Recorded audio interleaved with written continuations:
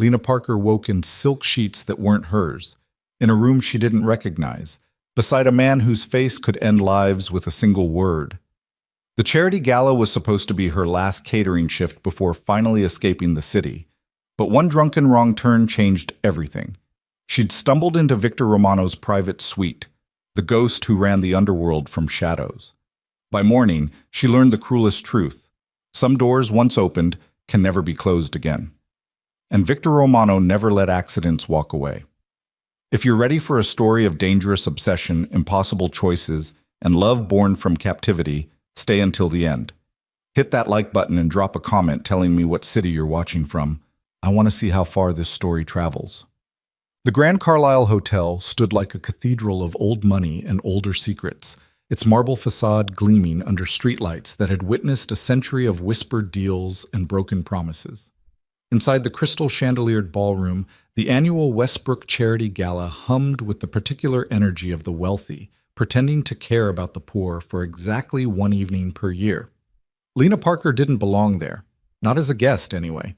She belonged in the service corridors, the kitchen staging areas, the invisible spaces where people like her made events like this possible while remaining carefully, deliberately unseen.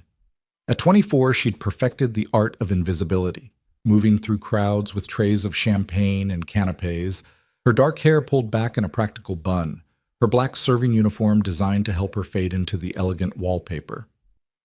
Tonight marked her 37th consecutive day of work. 73 hours this week alone. 3 different catering companies, each one more demanding than the last, each one paying just barely enough to keep her afloat in a city that ate people like her for breakfast and didn't even notice the bones. "Parker, table 7 needs a refresh. Move!" Marco, the floor manager, snapped his fingers in her face like she was a dog. Lena bit back the response burning on her tongue and grabbed another tray of champagne flutes. Her feet screamed in the sensible black flats that had long since stopped being comfortable. Her lower back throbbed from hours of careful posture. Her smile felt painted on, cracking at the edges. The ballroom spun slightly. She'd worked through lunch and breakfast and dinner the night before. Coffee and adrenaline had stopped being enough somewhere around hour 60. "Champagne, sir." "Champagne, madam?" "Yes, it's Dom Perignon, vintage 2012. Smile, nod, disappear, repeat. The faces blurred together, surgically enhanced smiles, designer gowns worth more than her annual rent, conversations about vacation homes and investment portfolios floating past her like dialogue from a foreign film. These people existed in a completely different reality, one where money solved problems instead of creating them. By 11 o'clock, Lena's vision had developed a concerning tunnel quality. The edges of everything seemed softer than they should be. When she set down an empty tray and it clattered louder than expected, she realized with creeping horror that she might actually be drunk. Not drunk, exhausted, sleep-deprived, running on fumes and desperation, and the 3 hours of sleep she'd grabbed between yesterday's lunch shift and today's breakfast prep. "Last call for staff drinks," someone said behind the kitchen doors. Staff drinks. Right. That was the problem. During her break, her first and only break in a 12-hour shift, Lena had accepted the glass of wine offered by Simone, one of the senior servers. Just one glass. To take the edge off. To quiet the screaming in her feet and the ache in her shoulders and the growing panic about next month's rent. Except she'd forgotten she hadn't eaten. Forgotten that one glass on an empty stomach after 73 hours of work might hit differently. Forgotten that she was already running on nothing but caffeine and stubbornness. The second glass had appeared somehow. Or maybe she'd imagined it. Time had gotten slippery after that. By midnight, when Marco finally dismissed the servers, Lena could barely walk straight. The other staff members headed for the employee exit in a chattering cluster, but Lena's head spun too violently to follow the noise. She needed quiet, needed to sit down, just for a minute. The hotel sprawled in elegant confusion, ballrooms and conference rooms, restaurants and bars, luxury suites rising 15 stories above the glittering chaos. Lena had worked events here before. She knew there were employee rest areas scattered throughout the building, small, windowless rooms with worn couches where staff could grab 15 minutes between shifts. She just needed to find one. Sit down. Let the world stop tilting. The corridor stretched before her, carpeted in deep burgundy that seemed to pulse with her heartbeat. Wall sconces cast amber light that made everything look warm and dreamlike. Lena trailed one hand along the silk wallpaper, using it to steady herself as she walked. Room 1512, 1514, 1516. These were guest suites. She'd gotten turned around. The employee areas were somewhere else, somewhere down a different hallway, behind a different door. She should go back, find the right corridor. But her legs felt like water, and her head weighed approximately 300 pounds. And there, right there, was a door slightly ajar, spilling soft golden light into the hallway. Empty, her alcohol-soaked brain suggested. Abandoned. Perfect. Lena pushed the door open and stumbled inside. Her first impression was space, vast, impossible space. This wasn't a standard hotel room. It was a suite. A penthouse suite. Floor-to-ceiling windows overlooked the glittering city skyline. Leather furniture in deep blacks and rich cognacs. Modern art that probably cost more than everything Lena had ever owned combined. And it was quiet. Blessedly, perfectly quiet. The bed called to her like a siren song. California King, covered in what looked like silk sheets in charcoal gray, pillows piled in careless luxury. Lena's exhausted mind registered that this was wrong, that she shouldn't be here, that she needed to leave. But her body had already made the decision. She kicked off her shoes, collapsed onto the bed. The mattress felt like floating on clouds made of money and impossible dreams. The silk sheets cool against her flushed skin. Her eyes closed before she could reconsider. Just 5 minutes, she promised herself. 5 minutes, and then she'd find her way out, find her way home, find her way back to reality. The city lights painted patterns on the ceiling. Sirens wailed somewhere far below. And Lena Parker, invisible catering assistant, fell asleep in the bed of the most dangerous man in the city. She woke to silence. Not the comfortable silence of her tiny studio apartment, where traffic noise and neighbor arguments filtered through paper-thin walls. This was the silence of money, of soundproofing, of power that didn't need to announce itself. Lena's eyes opened slowly. Dawnlight filtered through those massive windows, painting the skyline in shades of pink and gold. For one beautiful, disorienting moment, she had no idea where she was. Then memory crashed back. The gala, the wine, the wrong hallway, the open door. Oh God. Lena sat up too fast. The room spun viciously. Her mouth tasted like old champagne and regret. She was still wearing her catering uniform, now wrinkled beyond redemption. Her hair had escaped its bun entirely, falling around her shoulders in tangled waves. She was in someone's hotel suite, someone's extremely expensive hotel suite, and any moment now that someone would, "You're awake." The voice came from across the room, low, controlled, carrying the kind of quiet authority that made Lena's survival instincts scream. She turned toward the sound and felt her heart stop. He stood by the windows, backlit by the rising sun, wearing black slacks and a white dress shirt with the sleeves rolled to his elbows. Dark hair, perfectly styled. Strong jaw, clean-shaven. Eyes that caught the morning light and reflected nothing back. Victor Romano. Lena didn't know his name yet, but she knew what he was. You didn't grow up in this city without learning to recognize predators. He held a cup of coffee, steam rising in lazy spirals, and studied her with the same detached interest someone might give a stray dog that had wandered into their garage. Lena's voice cracked. She cleared her throat and tried again. "I'm so sorry. I didn't mean to." "You thought this was an employee rest area." His voice carried no inflection. Statement, not question. "Yes, I worked the gala last night. I got turned around and I saw the door open and She was babbling. Stop babbling. "I'm leaving right now. I'm so sorry." She swung her legs off the bed, searching frantically for her shoes. Where were her shoes? Had she even worn shoes up here? "What's your name?" Lena froze. "What?" "Your name." He took a sip of coffee, still watching her with those unnervingly calm eyes. "I'd like to know it." Every instinct screamed at her to run. But something in his tone suggested that running might be the worst possible choice right now. "Lena," she whispered. "Lena Parker. Lena Parker." He repeated it slowly, as if testing how it felt in his mouth. "You work for Prestige Catering?" How did he know that? Then she remembered. Her uniform. The company logo probably embroidered somewhere. Evidence of exactly how far out of her depth she was. "Yes, sir." "Don't call me sir."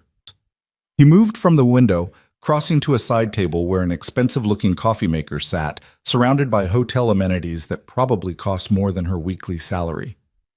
Coffee? Was this a test? A trap? Lena's hungover brain couldn't process what was happening. No, thank you. I should really go. I'm sure you want to... how much do they pay you?" The question landed like a slap. "Excuse me?" "Prestige Catering. How much do they pay you per hour?" Lena's face burned. That's really not... $12? He poured himself more coffee, still not looking at her.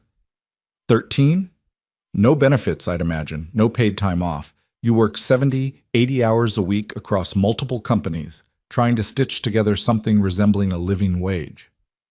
He turned now, and for the first time she saw something flicker in those dark eyes. Not sympathy. Something sharper. More dangerous. Am I wrong? How do you... Lena stood, forgetting about her shoes, forgetting about everything except the growing certainty that this man was far more dangerous than his expensive suit suggested. "Who are you?" A slight smile touched his lips. "I own this hotel." The floor dropped out from under her. Of course he did. She'd passed out drunk in the private suite of the man who owned the Grand Carlisle. Could this get any worse? "I am so fired," she whispered. "No." Victor set down his coffee cup with careful precision. "You're not fired, but you are going to answer some questions for me." "What questions?" "I told you I just got lost. I thought the door was..." "Who told you to come up here?" Lena blinked. "What? No one. I told you."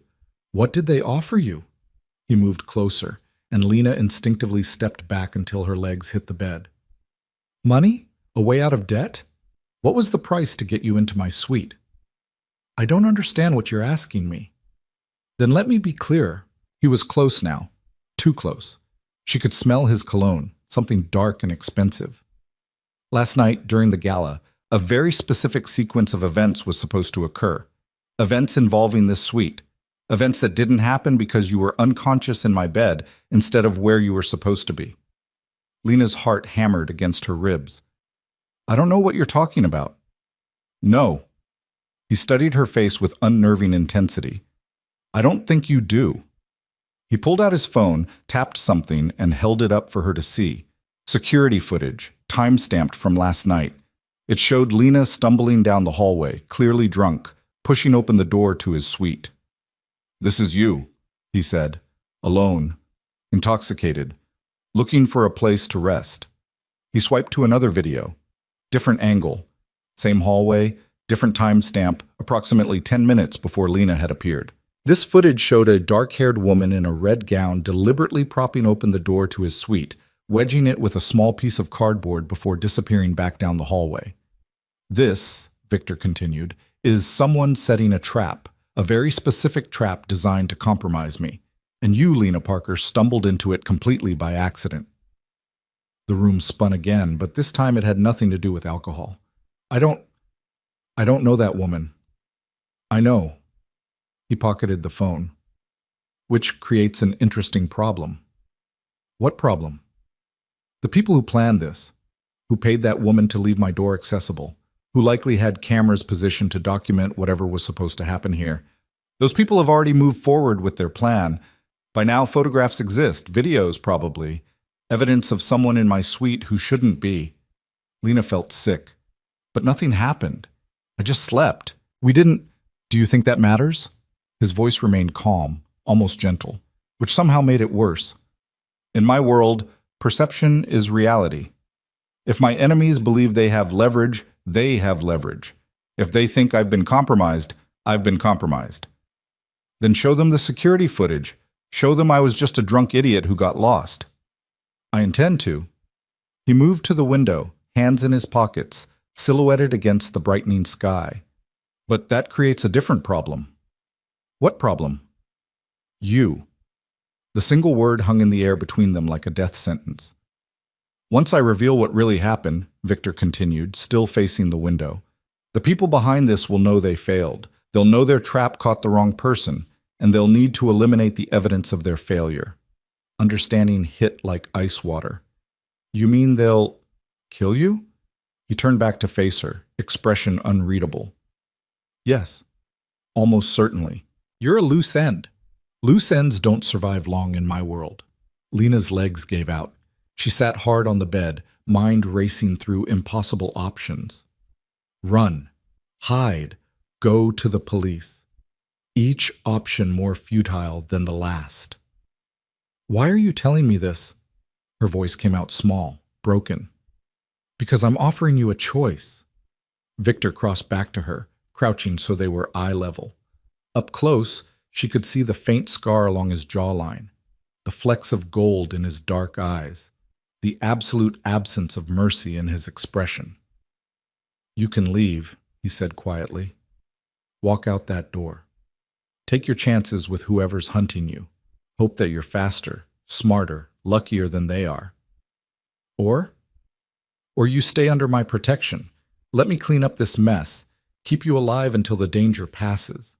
Lena laughed, a sharp, bitter sound. Protection? Is that what you're calling it? What would you call it? A cage. She met his eyes, fear transforming into something harder, angrier. You're offering me a cage. Yes?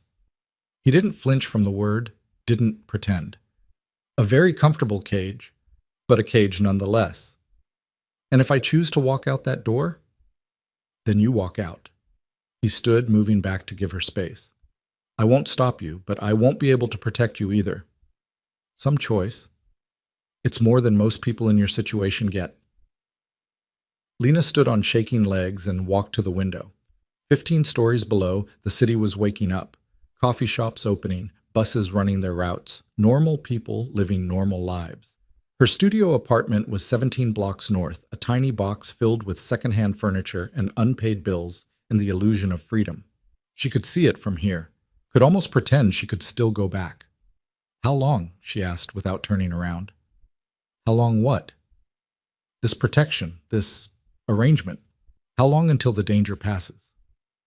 Silence stretched between them. When Victor finally answered, his voice carried something that might have been regret, or might have been nothing at all. I don't know. Lena closed her eyes. Thought about running, about fighting, about all the choices she didn't actually have.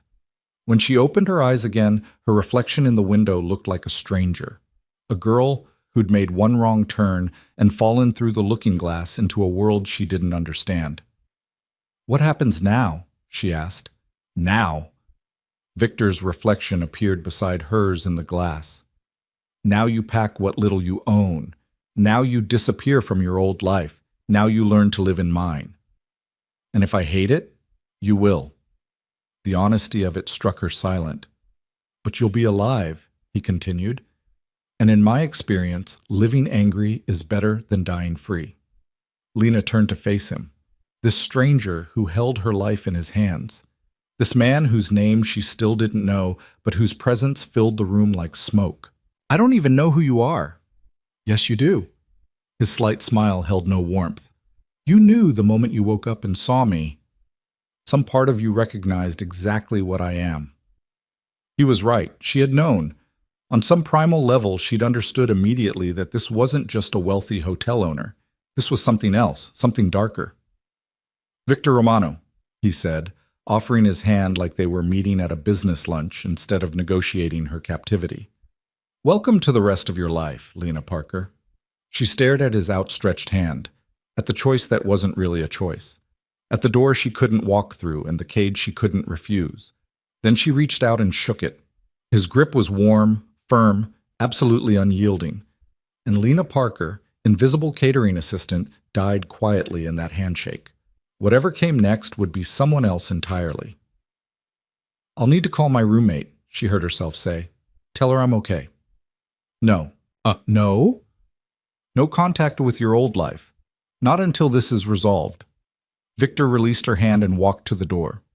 Someone will collect you in an hour. Bring nothing from your apartment that can be traced. No phone, no computer, no sentimental items. You're serious. I'm always serious. He opened the door, then paused, looking back at her one last time. For what it's worth, he said quietly, I'm sorry this happened to you. Are you sorry enough to let me go? No. The door closed behind him with a soft click that sounded like a cell door locking. Lena stood alone in the vast suite, watching the sun climb higher over the city she'd never see the same way again.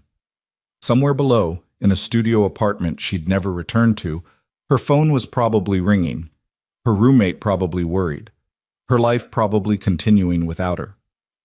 She thought about crying, about screaming, about breaking something expensive just to feel like she had any power left. Instead, she walked to the bathroom, all marble and gold fixtures, and looked at herself in the mirror.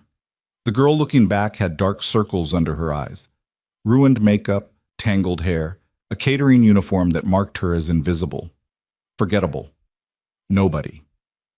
By the time someone came to collect her, Lena thought, that girl needed to be gone. Because whatever came next would require someone stronger, someone harder, someone who understood that wrong doors didn't just change your direction, they changed everything. She turned on the shower, letting it run hot enough to steam the mirror, and began washing away the last traces of the life she'd lost. Outside the bathroom, the city hummed with morning traffic and breaking news and the small tragedies of ordinary people.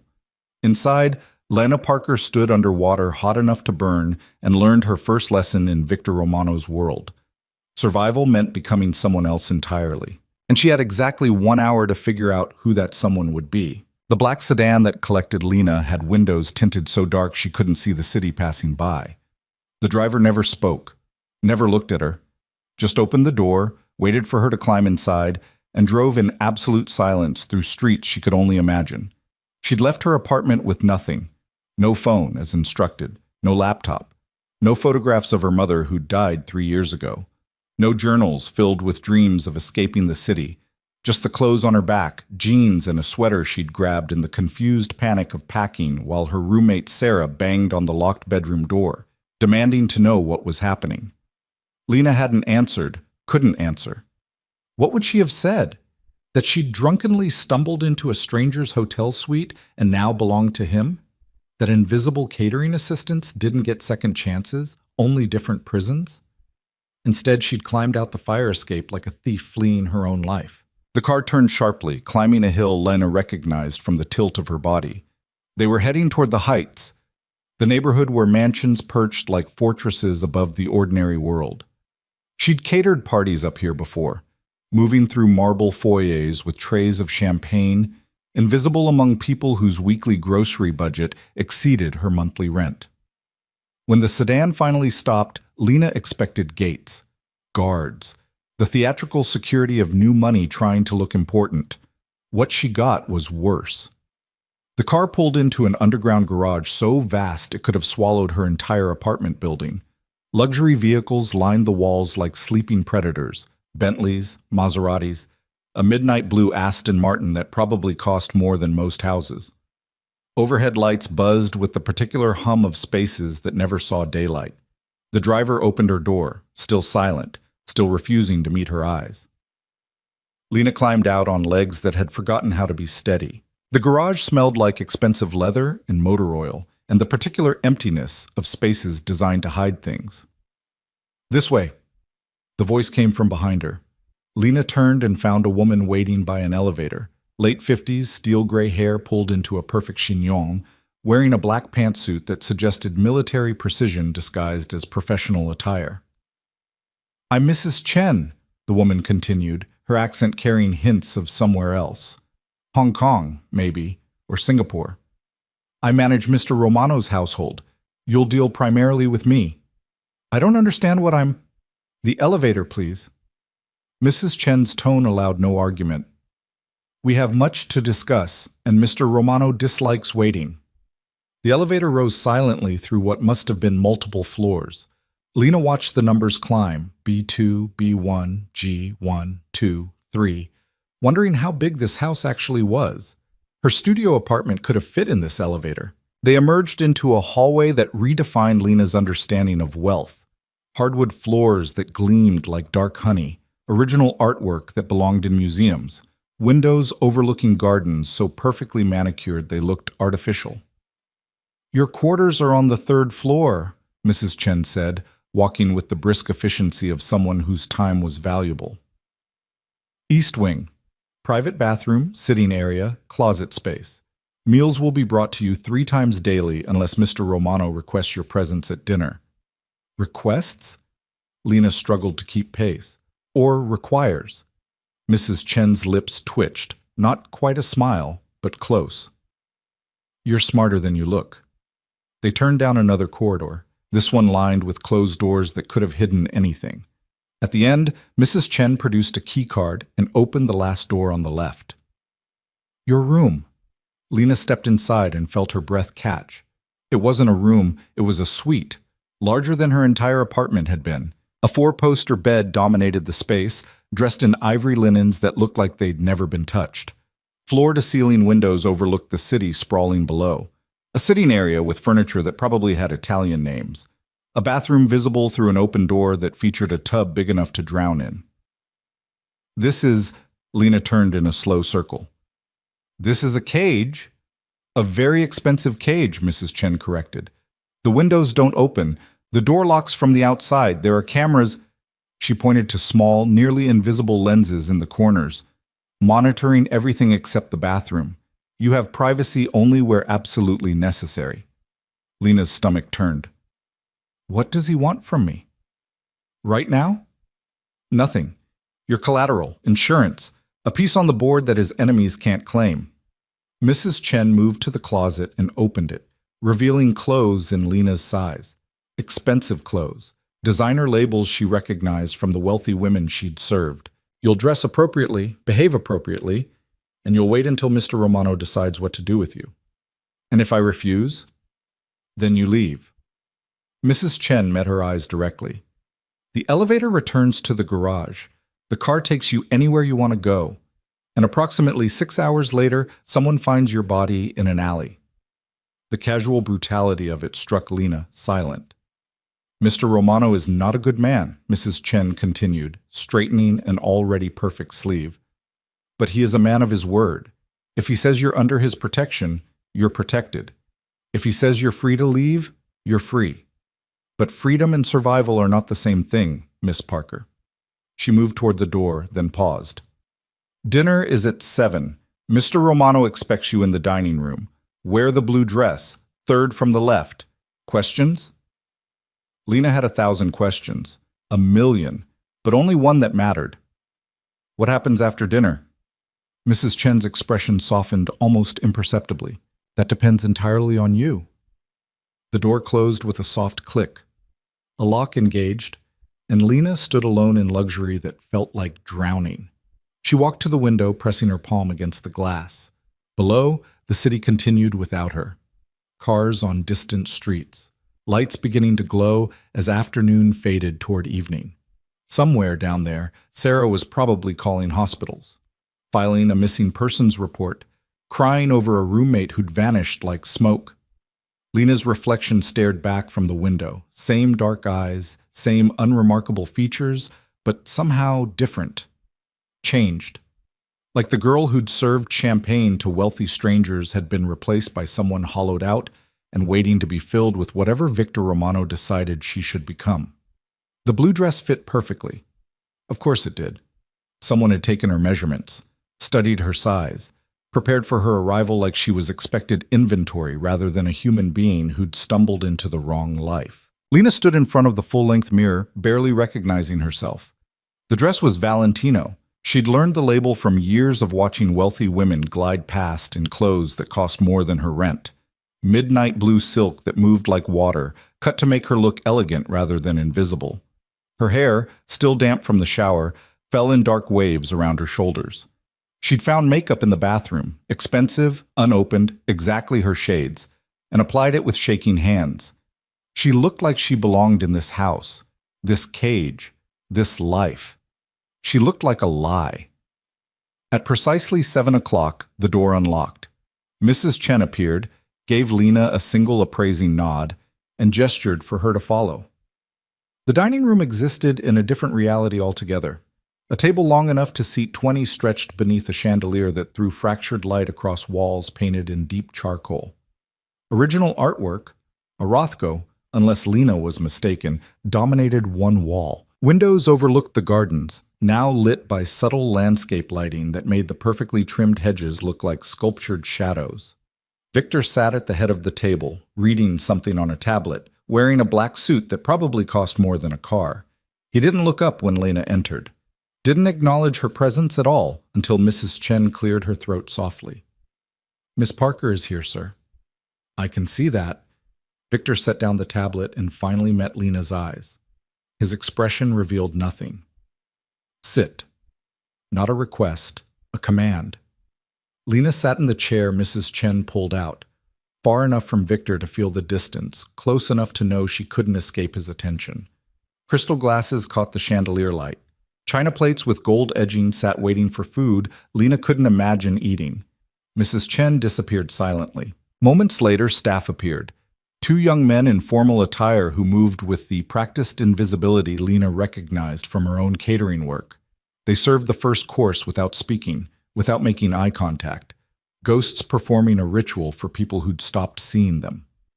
Lena stared at the soup in front of her. Something French, something expensive, something that smelled delicious and tasted like ash in her mouth.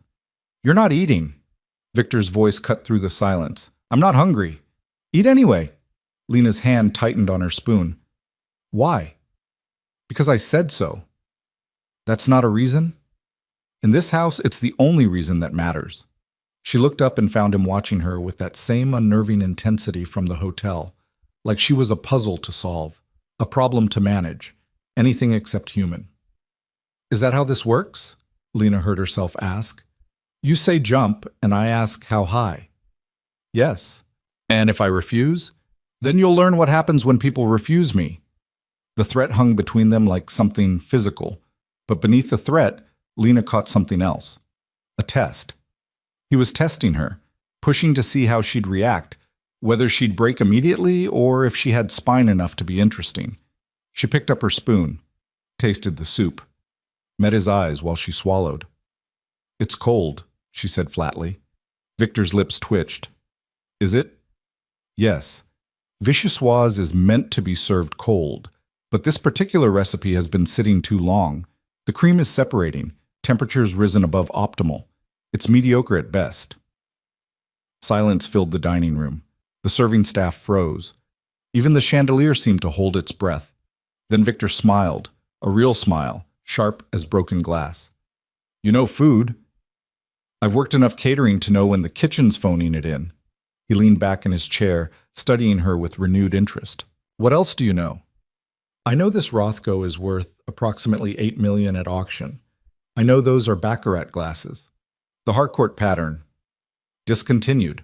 Probably worth $2,000 each. I know this house has at least 30 rooms based on the elevator configuration and hallway structure. And I know you're testing me to see if I'm smart enough to be useful or stupid enough to be dismissed." Victor's smile widened. "And which are you?" "I'm smart enough to know I'm trapped and stupid enough to think talking back to you might make it feel like choice instead of captivity." He laughed, a short, genuine sound that transformed his face into something almost human. "Mrs. Chen was right. You are smarter than you look." "She told you that?" "She tells me everything." Victor dismissed the serving staff with a gesture. They vanished like smoke. "Which brings us to the purpose of this dinner." "I thought the purpose was watching me perform like a trained dog." "No. The purpose is explaining what happens next." He stood, walking to the window with his wine glass. His reflection merged with the darkness outside. "You know what I am. A criminal. I prefer entrepreneur. But yes, I run this city's underground. Gambling, protection, certain imports and exports the government frowns upon. I have politicians in my pocket, police on my payroll, and enough legitimate businesses to make the whole operation look respectable. And enemies, Lena added. You have enemies who tried to trap you. Everyone with power has enemies. It's how you know the power is real. He turned back to face her. The people who set that trap last night are called the Volkov Syndicate. Russian Bratva, based in Brighton Beach, expanding west into my territory. They wanted leverage, proof I could be compromised, something to use against me in negotiations. But they got me instead. They got photographs of someone in my suite, videos probably, evidence they think they can use. By now, they've already made contact, suggested a meeting, offered to discuss mutual interests. Lena's stomach dropped. What did you tell them? Nothing yet. I'm still deciding how to play this. Victor moved back to the table, standing too close to her chair, looking down at her with eyes that calculated possibilities like a chess master. Which is where you become relevant. How? Because I have options.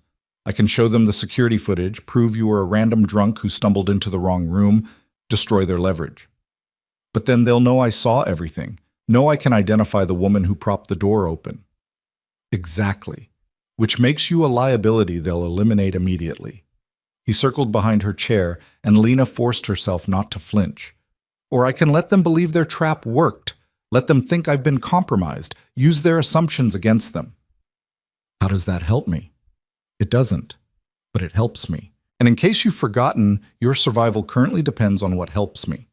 Lena twisted in her chair to face him. So I'm bait. Again. Just a different trap with the same ending.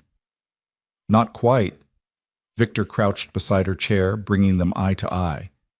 If I use you as bait, I control the trap, control the environment, control who lives and who dies when it closes. And you expect me to trust that you'll choose my survival over your interests? No. I expect you to understand that right now our interests align. They want leverage against me. I want them dead. You want to stay alive. The only scenario where everyone gets what they want is if you do exactly what I tell you. His proximity made it hard to breathe, hard to think. Lena could smell his cologne again, that dark, expensive scent that probably had an Italian name she couldn't pronounce. What do you want me to do? For now, stay here.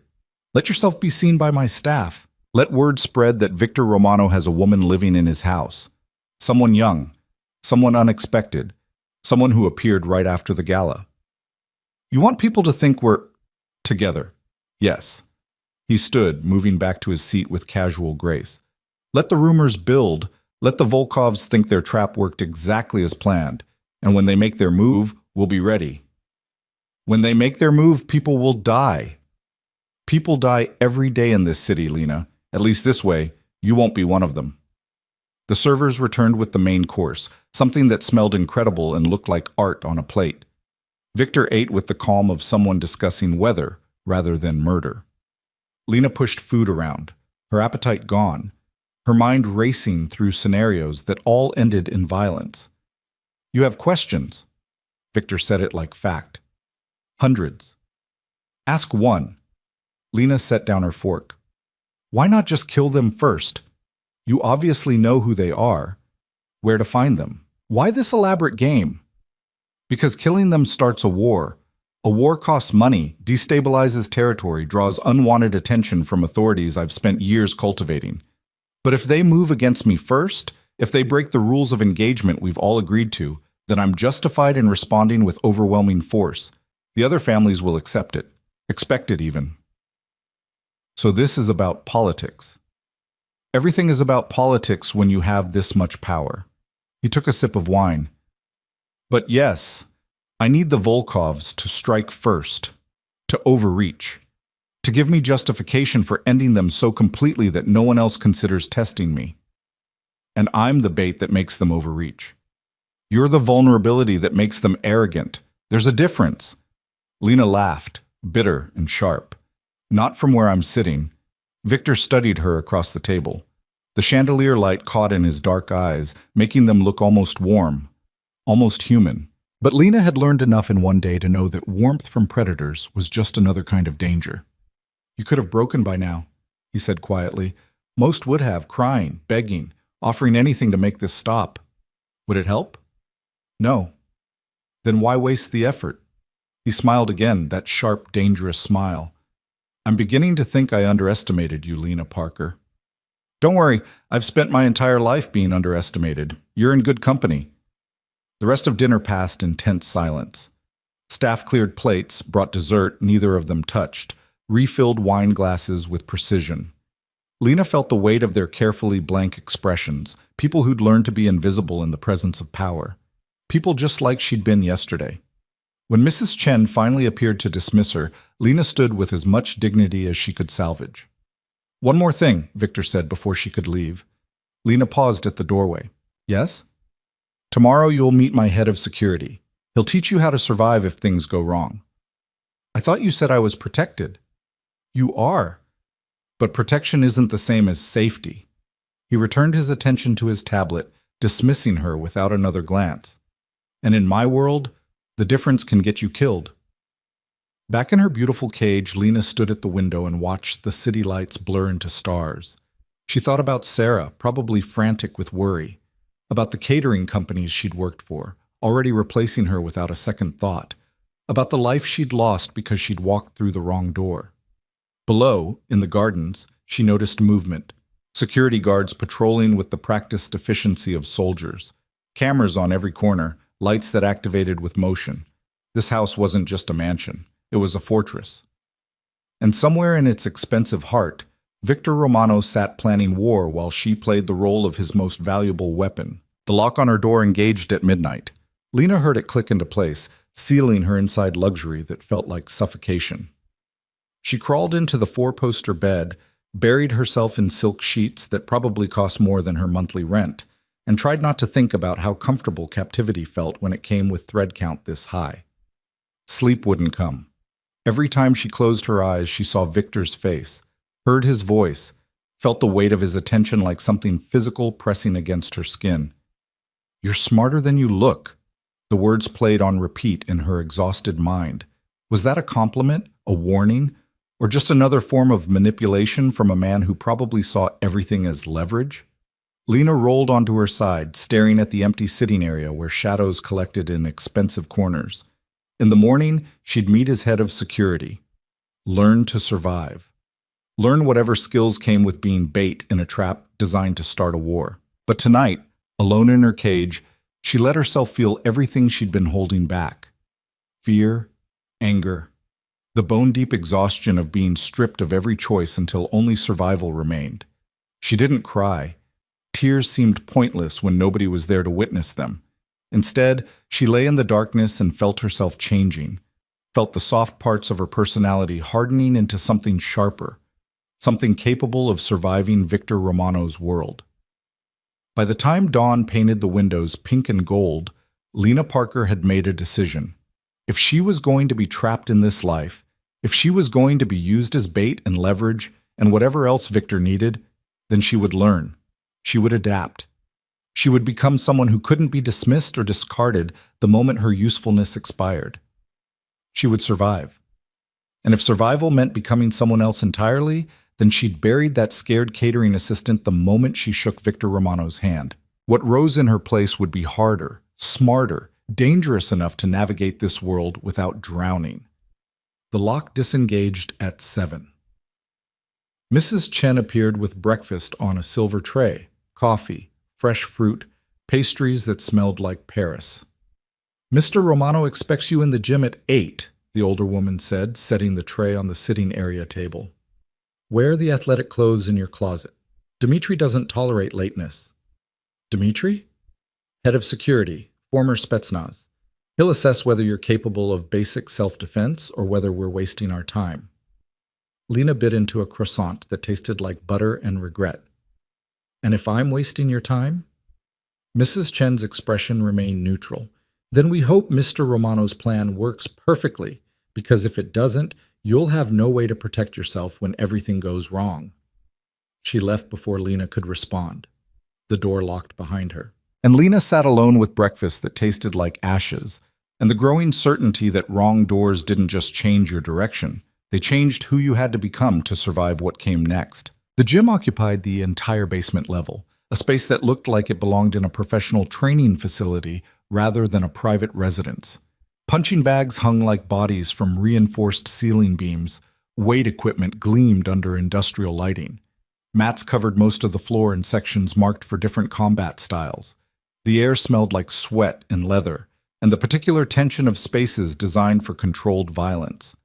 Dmitri stood in the center, arms crossed, watching Lena descend the stairs with the cold assessment of someone evaluating livestock. He was massive, easily 6'4", built like a tank wrapped in human skin, with a shaved head and a scar that bisected his left eyebrow. His eyes were the palest blue Lena had ever seen, almost colorless, and they tracked her movement with predatory focus. "You're late," he said. His accent was thick, Russian, every word clipped short like ammunition. Lena checked the wall clock. "It's 2 minutes past 8. In my world, 2 minutes means you're dead." He gestured to the mats. "Center, now." She walked to where he indicated, hyper-aware of how the athletic clothes clung to her body. Someone had stocked her closet with expensive activewear, Lululemon, Nike, brands she'd never been able to afford. The leggings fit perfectly. The sports bra provided support without restriction. Even her shoes were broken in, like someone had worn them just enough to make them comfortable. The attention to detail should have been impressive. Instead, it felt invasive, like every aspect of her body had been studied, measured, cataloged for future use.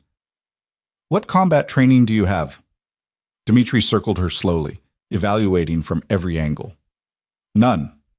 "Self-defense classes? Martial arts? Anything?" "I took a kickboxing class once, for fitness." His expression suggested she'd just admitted to being utterly useless. "How long?" 2 months, 3 years ago." "Perfect. You know just enough to get yourself killed." He stopped in front of her, close enough that she had to tilt her head back to meet his eyes. "Mr. Romano says I teach you to survive. This is problem." "Why?" "Because survival takes years to learn. We have maybe weeks before Volkovs make move. I cannot make you fighter in weeks.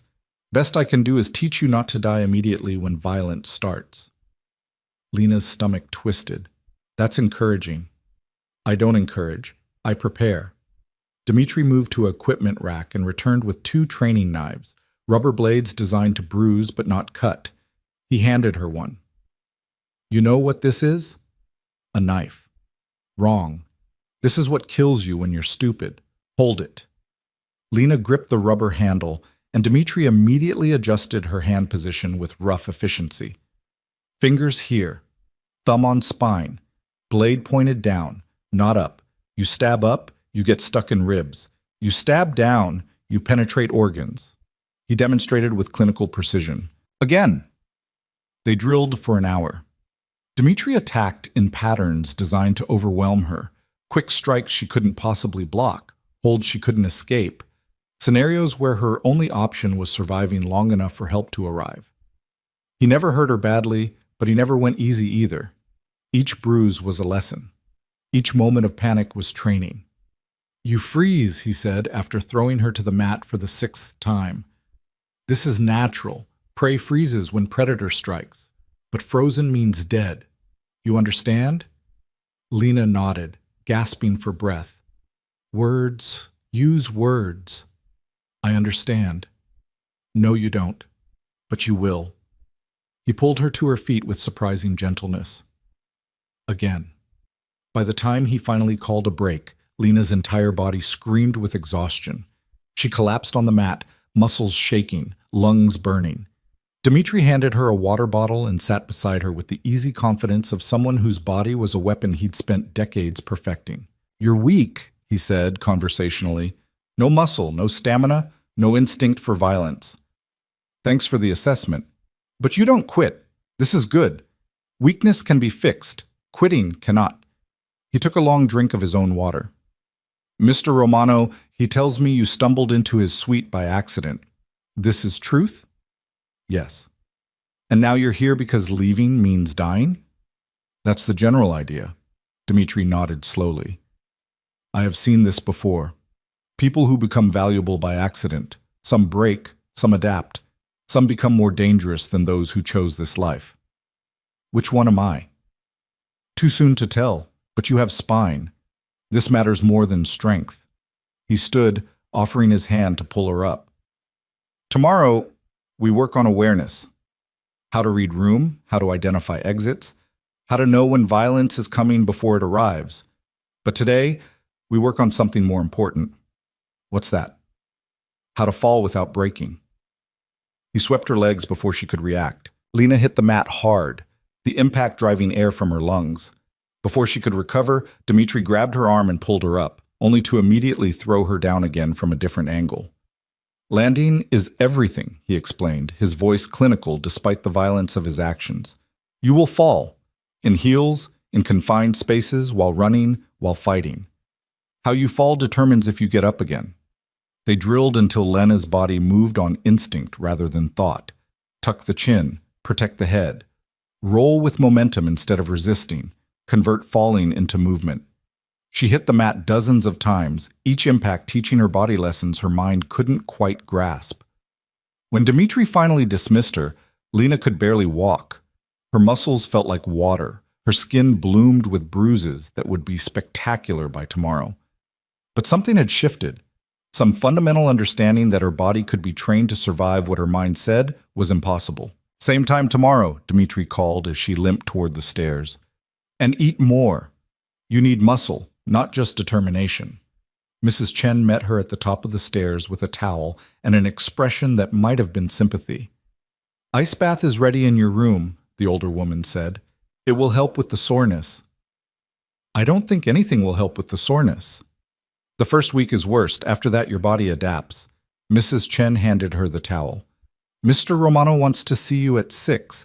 Dinner will be informal tonight, just the two of you in the study. Lena's heart rate, which had finally started to settle, spiked again. Why? He didn't say, but he seemed pleased with Dmitri's report. Dmitri already reported? Mr. Romano receives updates on everything that happens in this house. Mrs. Chen's expression remained neutral. Everything, Miss Parker. It's best you remember that. The ice bath was torture. Lena lowered herself into water so cold it felt like knives, gritting her teeth against the shock. But Mrs. Chen had been right. After the initial agony, the cold numbed everything. The bruises, the exhaustion, the creeping awareness that she was being watched, evaluated, molded into whatever Victor Romano needed her to become. She soaked until her skin turned pink and her fingers wrinkled, then dragged herself out and stood under a shower hot enough to steam. The temperature shock made her gasp, but it also made her feel alive. Present. Real in a way she hadn't felt since waking up in Victor's hotel suite. By 6 o'clock, dressed in clothes she hadn't chosen but fit perfectly anyway, Lena made her way to Victor's study. She'd learned the house's layout through observation, the main stairs, the service corridors, the rooms that stayed locked, and the ones that stood open like invitations.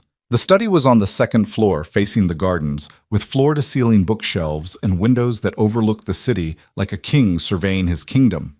Victor sat behind a massive desk, reading something on multiple monitors that displayed information Lena couldn't decipher from the doorway.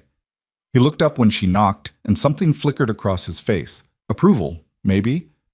Or satisfaction. Come in, see, he said, gesturing to the leather chair across from his desk. Close the door. Lena did as instructed, hyper-aware of the intimacy of the closed door. The study felt different from the dining room, more personal, more dangerous. This was where Victor worked, where he planned, where he made decisions that shaped the city's underworld. Dmitri says you have potential, Victor said without preamble. That's high praise from him. He threw me on the ground for 2 hours. I'm not sure that qualifies as praise. He could have thrown you for 5 minutes and dismissed you as hopeless. The fact that he invested time means he thinks you're worth the effort. Victor leaned back in his chair, studying her with that unnerving focus. You're sore. What gave it away? The way you're sitting, favoring your left side. Dmitri must have worked on ground defense. Among other things, Lena shifted, trying to find a position that didn't make her ribs scream. Why am I really here? I doubt you called me to discuss my training progress. No, I called you because the Volkovs made contact. He turned one of his monitors so she could see. An email, written in English but clearly translated from Russian. The message was brief, professional, terrifying in its politeness. We understand you have acquired new assets. Perhaps we should discuss mutual interests over dinner. The arrangement could be beneficial for both parties. They think you're sleeping with me, Lena said quietly. They think I'm keeping you. There's a difference. Sleeping with you would be pleasure. Keeping you suggests investment, something they can leverage. And you're going to meet with them. We're going to meet with them, Victor corrected. Tomorrow night, neutral territory. A restaurant I own where I control every variable except their response. Lena's hands tightened on the chair arms. You're bringing me. I'm presenting you, letting them see what they think they've gained leverage over, watching how they play it. What if they try to take me? Use me against you right there. Then Dmitri and 6 other men kill everyone in the restaurant except you and me. Victor said it with the same tone someone might use to discuss weather. But they won't. Not yet. This is reconnaissance. They want to confirm their intelligence, see how attached I am, evaluate whether you're worth using. And how attached should you appear? Interested enough to be vulnerable, not so attached that losing you would destroy me. His eyes traveled over her face, cataloging details with clinical precision. You'll need to play your part convincingly. What part is that? The woman who chose to be here, who wants to be here. Not a captive, but a willing participant in my life. Lena laughed, sharp and bitter. You want me to pretend I'm with you by choice. I want you to convince them you are. There's a difference between pretending and convincing. Not from where I'm sitting. Victor stood and moved around the desk, perching on its edge directly in front of her. The position put them close enough that Lena could see the gold flecks in his dark eyes, close enough to feel the heat radiating from his body. You're angry, he observed. Of course I'm angry. You've turned my life into a performance where the audience wants to kill me. Good. Use the anger. Channel it into something they'll mistake for passion. He reached out and caught her chin, tilting her face up to meet his eyes. The touch was firm but not harsh, possessive without being painful. When they see us together, they need to believe you're mine, that you chose this, that losing you would cost me something real. Lena's heart hammered against her ribs. And if I can't convince them, then they'll know you're just bait, and bait has no value once the trap is obvious. His thumb brushed across her jawline, a gesture that could have been tender if his eyes weren't so cold. You're smarter than that, Lena. You know how to read people, how to give them what they expect while hiding what you really feel. You've done it your entire life, serving people who never saw you as human. He was right. She hated that he was right. What exactly do you need me to do? Victor released her chin but didn't move away. Tomorrow night, you'll dress beautifully. You'll sit beside me at dinner. You'll laugh at the right moments, touch my hand, look at me like I'm the only person in the room. You'll make them believe that Victor Romano has found something he values more than power. And then? And then we wait for them to make their mistake. He returned to his chair, the moment of intimacy, or whatever it had been, evaporating like it had never existed. They'll push, test boundaries, try to isolate you or threaten you. And when they do, you'll remember everything Dmitri taught you about surviving until help arrives. You're using me as bait to make them overconfident. I'm using their assumptions against them. There's a difference. Not a very comforting one. Victor's expression softened almost imperceptibly. I don't need you comforted, Lena. I need you smart, alert, capable of playing the role without breaking when the pressure increases. Can you do that? Lena thought about her life before this. Years of serving wealthy people who looked through her like she was furniture. Bosses who snapped fingers in her face and expected gratitude for minimum wage. Landlords who raised rent while the ceiling leaked. She'd spent her entire adult life performing, pretending exhaustion was enthusiasm, fear was deference, rage was professional courtesy. At least this performance came with better costumes. I can do it, she said. You're certain? No, but I'll do it anyway. Victor smiled, that sharp, dangerous smile that transformed his face into something predatory. That's what I thought. Mrs. Chen will brief you on the details tomorrow. For now, get some rest. You'll need your strength. Lena stood to leave, her body protesting every movement. At the door, she paused and looked back. Victor? It was the first time she'd used his first name. Something shifted in his expression, surprise maybe, or recognition. Yes? When this is over, when the Volkovs make their mistake and you've ended them like you're planning, what happens to me? The question hung between them, heavy with implications. Victor leaned back in his chair, fingers steepled beneath his chin, studying her like she was the equation he couldn't quite solve. I don't know, he said finally. Ask me again when we're both still alive. Sleep came in fragments that night. Lena drifted in and out of consciousness, her bruised body refusing to find comfort in the expensive mattress. Every time she closed her eyes, she saw Victor's face, felt his thumb against her jawline, heard his voice explaining how she needed to perform love to survive. By dawn, she'd made peace with what came next. If Victor Romano needed her to play the role of willing captive, she'd give him a performance worth believing.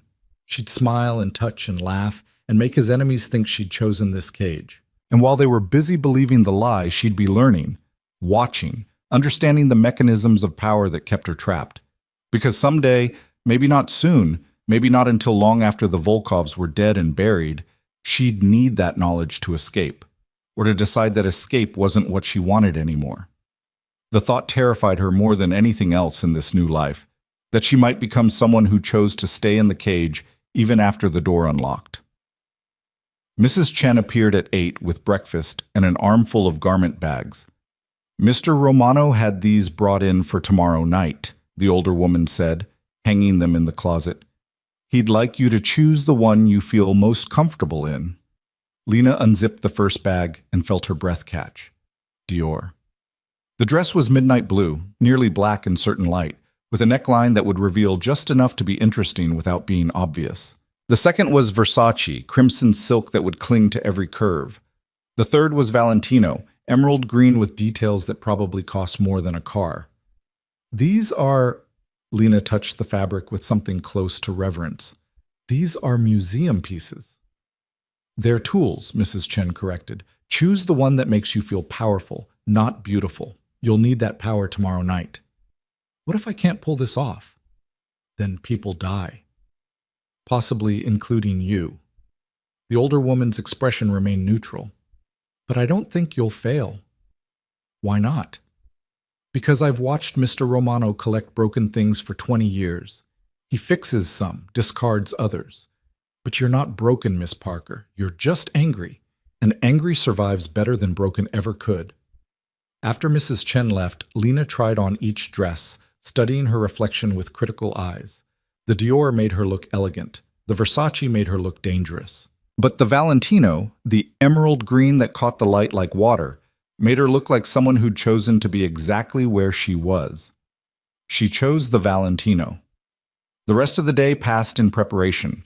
Dmitri worked her through scenarios, how to exit a room quickly, how to identify threats in crowds, how to create distance without seeming to flee.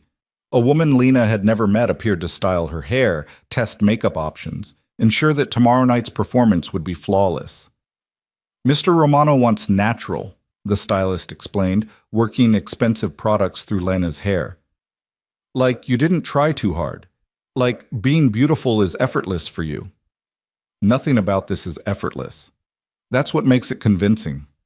By evening, Lena felt like a show horse being prepped for auction. Every detail perfected, every angle considered, every possible flaw buffed away until what remained was a version of herself she barely recognized. Victor summoned her to his study after dinner. This time, when she entered, he wasn't behind his desk. He stood by the windows, silhouetted against the city lights, holding 2 glasses of amber liquid. Whiskey, he said, offering her one. You'll need to develop a taste for it. The Volkovs respect people who drink seriously. Lena took the glass and sipped. The burn was immediate, harsh, but underneath she tasted smoke and something almost sweet. She'd never been much of a drinker, couldn't afford to be, but she forced herself not to cough. Better, Victor observed. Tomorrow night, small sips. Enough to seem comfortable, not enough to lose control. You've thought of everything. I try to.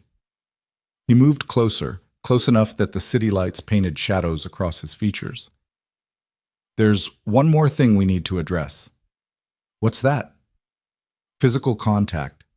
They'll be watching how we interact, looking for signs that our relationship is real. Lena's pulse quickened. What kind of signs? Instead of answering, Victor set down his glass and reached for her hand. His fingers traced across her palm, up her wrist, leaving trails of heat on her skin. The touch was slow, deliberate, designed to look like unconscious intimacy. Like this, he said quietly. Casual touches that suggest familiarity, comfort with each other's bodies. He stepped closer, his other hand settling on her waist. Not grabbing, not pulling, just resting there with the easy confidence of someone who'd touched her 1,000 times before. They'll watch for hesitation, he continued, for the moment you flinch or freeze, any sign that you're not comfortable with my touch. I'm not comfortable with your touch. Then you need to become comfortable, quickly. His hand slid from her waist to the small of her back, drawing her incrementally closer. This is a performance, Lena, the most important one you'll ever give. And the only way it works is if your body doesn't betray what your mind knows. Lena forced herself to breathe normally, to ignore the heat of his palm through the thin fabric of her shirt, to meet his eyes without flinching. What do you need me to do? Trust me, just for tomorrow night. His voice dropped lower, intimate despite the clinical nature of the conversation. Let me touch you, guide you. Make it look like this is exactly where you want to be. He was close enough now that she could feel his breath against her temple. Close enough that anyone watching would think they were lovers having a private moment. Close enough that Lena's body responded despite her mind's protests, heart racing, skin flushing, breath catching in her throat. There, Victor murmured. That's exactly right. That's what they need to see. He released her and stepped back, the moment ending as abruptly as it had begun. Lena stood frozen, her body still humming with adrenaline and something more complicated she refused to name. Tomorrow night, Victor said, his voice returning to its usual controlled tone. Remember this feeling, channel it, make them believe it's real. What if I can't? You can. You're already halfway there. He picked up his whiskey glass. Get some rest. Tomorrow changes everything. Lena fled to her room before he could see how badly her hands were shaking. She collapsed on the bed, heart hammering, mind racing through what had just happened. He touched her, held her, made her body respond in ways she hadn't authorized. It was a performance, just a performance, practice for the real thing. But her racing pulse suggested her body hadn't gotten that memo. She stood and walked to the window, pressing her forehead against the cool glass. Below, the city sprawled in all its glittering chaos. Millions of people living normal lives, unaware that tomorrow night, in an expensive restaurant somewhere in that maze of light and shadow, a performance would begin that would determine whether Lena Parker lived or died. And she'd have to convince Victor Romano's enemies that she'd chosen to love the man who'd made her his captive. The irony would have been funny if the stakes weren't so impossibly high. The Valentino dress fit like it had been designed specifically for Lena's body, which, she realized with creeping unease, it probably had been. Someone had taken her measurements while she slept, or perhaps extrapolated them from the security footage that tracked her every movement. The emerald silk clung to her curves without revealing too much, the neckline suggesting intimacy without demanding it. When she moved, the fabric caught the light like water, transforming her into someone who belonged in Victor Romano's world. The woman staring back from the mirror looked nothing like the exhausted catering assistant who'd stumbled into the wrong hotel suite. This woman had presence, polish, the kind of understated elegance that cost more than most people earned in a year. Her dark hair fell in waves that the stylist had made look effortless, but had required 90 minutes to achieve. Her makeup was subtle but transformative, emphasizing her eyes, softening her features, making her appear simultaneously innocent and knowing. She looked like Victor Romano's lover, his choice, his weakness. The performance had already begun, and she hadn't even left her room. Mrs. Chen appeared at 7, gave Lena a single approving nod, and handed her a small clutch purse that probably cost more than Lena's old monthly rent. Lipstick, compact, nothing else, the older woman said. Mr. Romano doesn't want you carrying anything that could be used against you. What about a phone in case something goes wrong? If something goes wrong, a phone won't save you. Dimitri will. Mrs. Chen adjusted an invisible wrinkle in Lena's dress. He'll be close. Not visible, but close. Trust that he's there. And Victor? Mr. Romano will protect you. Whatever else he is, he doesn't break his word. She paused, something almost like concern flickering across her usually neutral expression. But you need to understand something, Miss Parker. Tonight, you're not just playing a role. You're declaring allegiance. Once the Volkovs see you with Mr. Romano, once they believe you've chosen his world, there's no going back to who you were before. I lost who I was before the moment I walked into his hotel suite. No, you still had the option of being forgotten. After tonight, you'll be remembered, and in this world, being remembered is its own kind of prison. The words settled over Lena like a shroud, but before she could respond, Mrs. Chen was already moving toward the door. The car leaves in 10 minutes. Don't be late. Alone again, Lena took one final look at her reflection. The stranger in emerald silk stared back, and for a moment, Lena couldn't tell where the performance ended and the truth began. Maybe that was the point. Maybe the only way to survive convincingly was to stop pretending and start believing. She picked up the clutch, squared her shoulders, and walked out of her beautiful cage to play the most dangerous role of her life. Victor waited in the foyer, and when he turned to look at her descending the stairs, something shifted in his expression. Not quite surprised. He'd probably seen photographs of her in the dress already, but something deeper. Appreciation, maybe. Or recognition that the woman walking toward him had committed to the performance completely. He wore a charcoal suit that probably had an Italian name Lena couldn't pronounce, tailored so precisely it looked like a second skin. His dark hair was perfect, his jaw clean-shaven, and when his eyes traveled over her, Lena felt the assessment like a physical touch. Perfect, he said quietly when she reached the bottom of the stairs. You look perfect. I look expensive, there's a difference. Not tonight. He offered his arm, the gesture old-fashioned and surprisingly gentle. Tonight, expensive and perfect are the same thing. Lena took his arm, feeling the solid muscle beneath the expensive fabric. The black sedan waited in the circular driveway, engine purring, driver invisible behind tinted windows. Victor guided her into the back seat with a hand on her lower back. That same possessive touch from his study, now performed for an audience of security cameras and staff who would report every detail. The performance had definitely begun. They rode in silence through streets Lena recognized from her old life, past the diner where she'd worked breakfast shifts, past the bus stop where she'd waited in winter cold, past the corner market where she'd bought day-old bread because it was 50 cents cheaper. That life existed on the other side of tinted windows now, close enough to see but impossibly distant. Nervous? Victor asked, not looking at her. Terrified. Good. Fear keeps you sharp. Just don't let them see it. His hand found hers in the darkness between them, fingers interlacing with surprising familiarity. Remember, you chose this. You want to be here, with me. Whatever they say, whatever they imply, that's the truth you hold on to.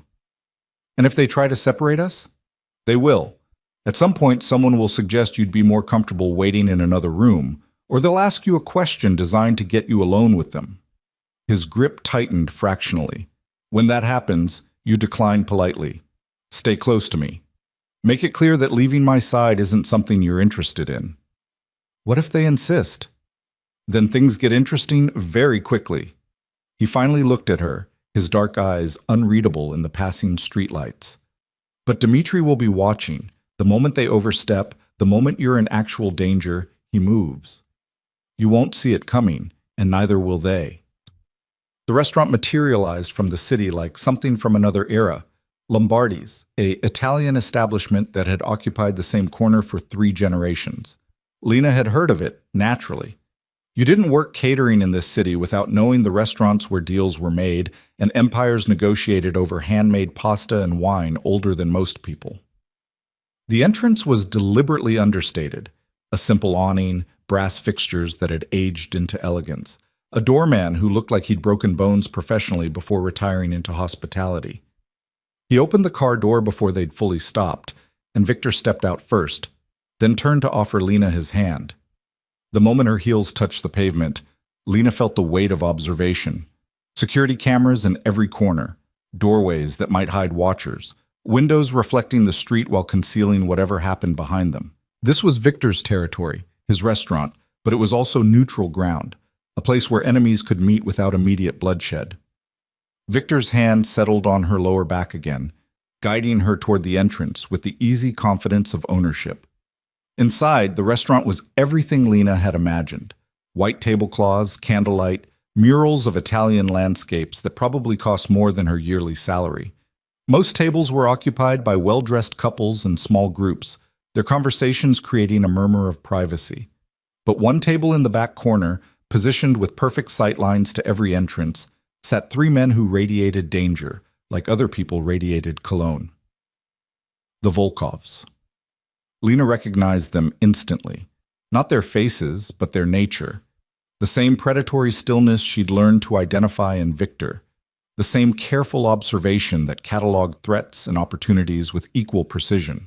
They watched Victor and Lena approach, with the cold interest of sharks circling prey. The man in the center stood as they neared, tall, broad-shouldered, with silver hair that suggested distinguished age rather than weakness. His suit was expensive, but not ostentatious. His smile revealed teeth that were too perfect to be natural. "Romano?"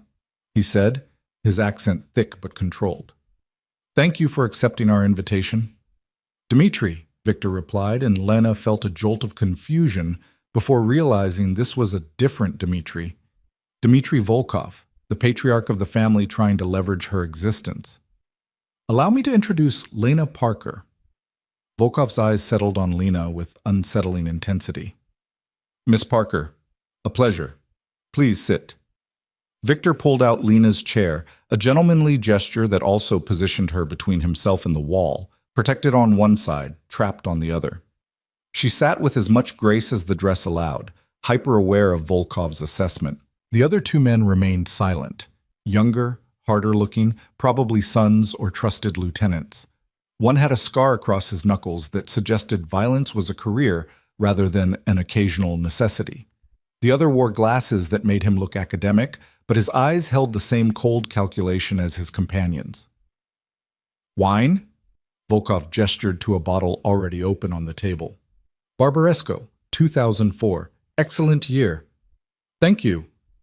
Victor poured for Lena first, then himself, the domestic intimacy of the gesture not lost on their audience. "How have you been, Dmitri? Business treating you well?" Business is always complicated when territories overlap. Volkov smiled, but it didn't reach his eyes. "Which brings us to why we're here." "I thought we were here for dinner." Victor's tone remained pleasant, but Lena felt the tension in his body beside her. "Lombardi's makes the best ossobuco in the city. And yet we both know this isn't about food." Volkov leaned back in his chair, studying them both.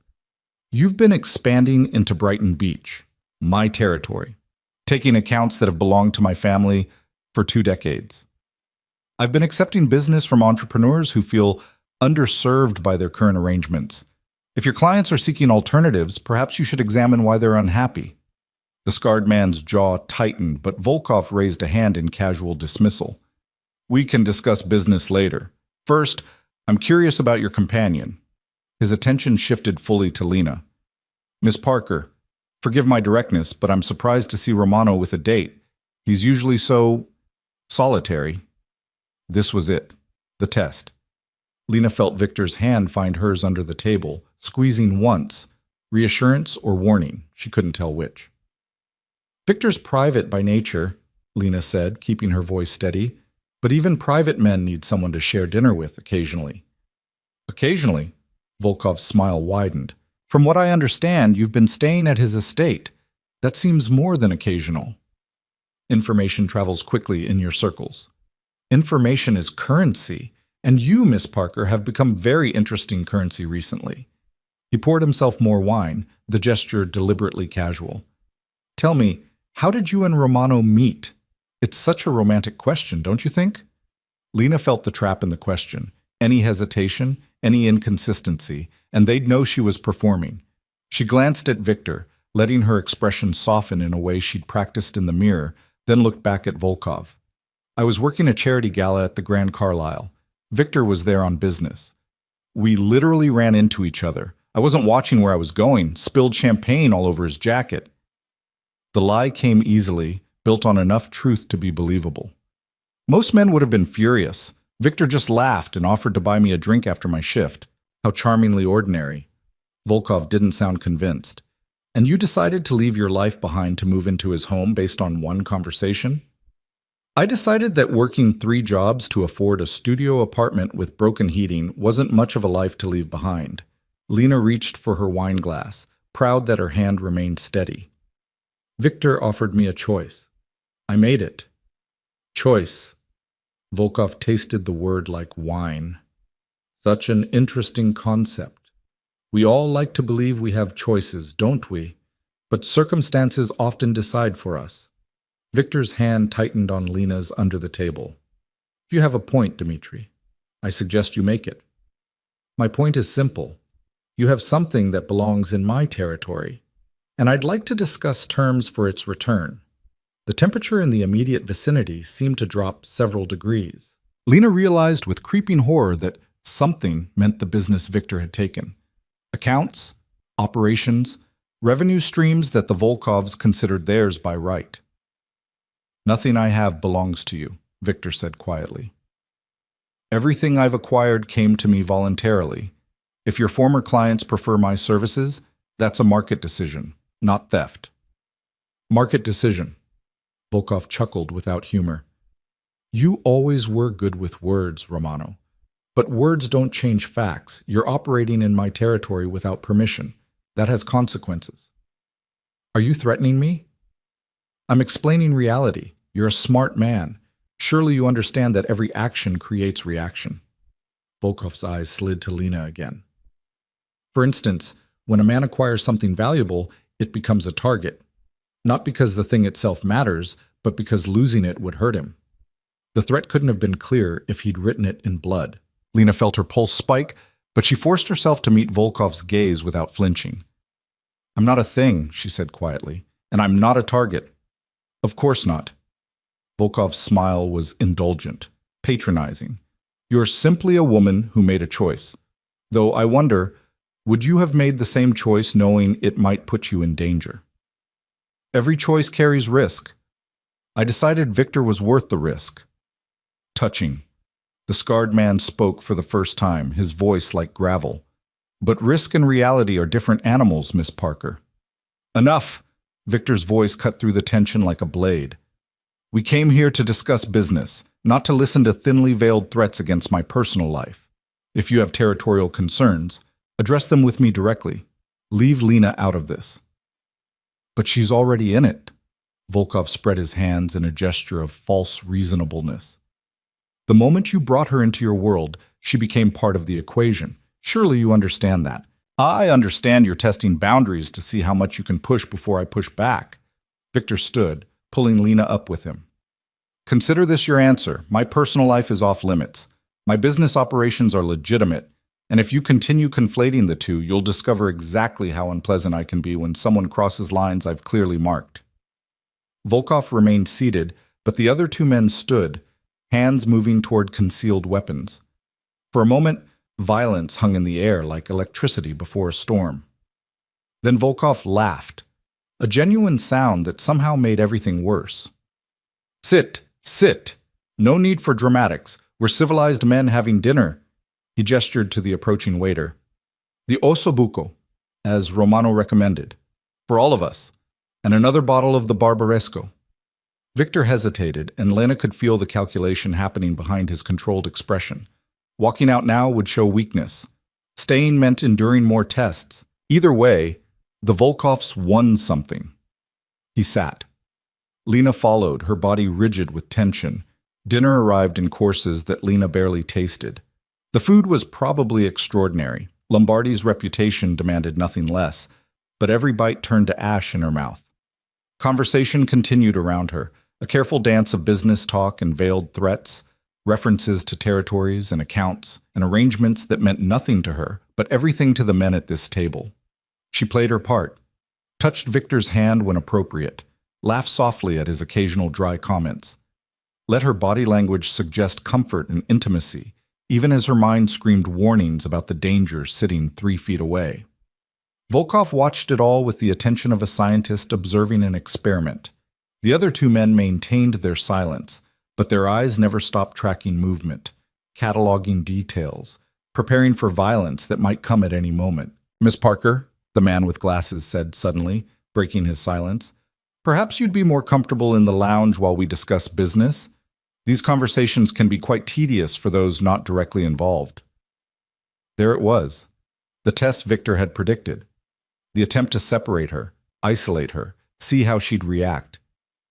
"I'm perfectly comfortable here," Lena said, her voice steady despite her racing heart. "And I find business conversations fascinating. But surely," she said, "she's comfortable." Victor's tone allowed no argument. "Drop it, Mikhail." Mikhail's jaw tightened, but he subsided. Volkov, however, looked pleased, like Lena's refusal had confirmed something he'd suspected. "Loyalty," the older man mused. "Such a rare quality these days. You've chosen well, Romano. Miss Parker clearly knows where she belongs." The possessive phrasing made Lena's skin crawl, but she forced a smile. "I know what I want. That's not quite the same as knowing where I belong." "No?" Volkov leaned forward, genuinely interested now. "Then tell me, Miss Parker, what do you want?" It was a trap. Every answer revealed something. Every word was ammunition. Lena felt Victor's warning pressure on her hand under the table. "Security," she said finally.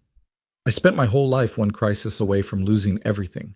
Victor offered me a life where I don't have to be afraid anymore. And you believe he can provide that? In his world, where violence is currency and loyalty is bought and sold like commodities? I believe he's more capable of protecting what matters to him than anyone else I've ever met." Lena met Volkov's eyes directly. "And I matter to him. That's all the security I need." Silence fell over the table. Volkov studied her with renewed intensity, and Lena realized she'd either convinced him completely or revealed herself as a fraud. The next few seconds would determine which. Then Volkov smiled, genuinely this time, with something approaching respect. "You're either incredibly brave or incredibly foolish, Miss Parker. I haven't decided which." He raised his wine glass. "To choices, then, and to hoping yours doesn't get you killed." They toasted, drank. The moment passed, but Lena felt something shift in the atmosphere. A decision made, a line crossed, a point of no return reached and exceeded. The rest of dinner proceeded with careful civility. Business was discussed in oblique terms.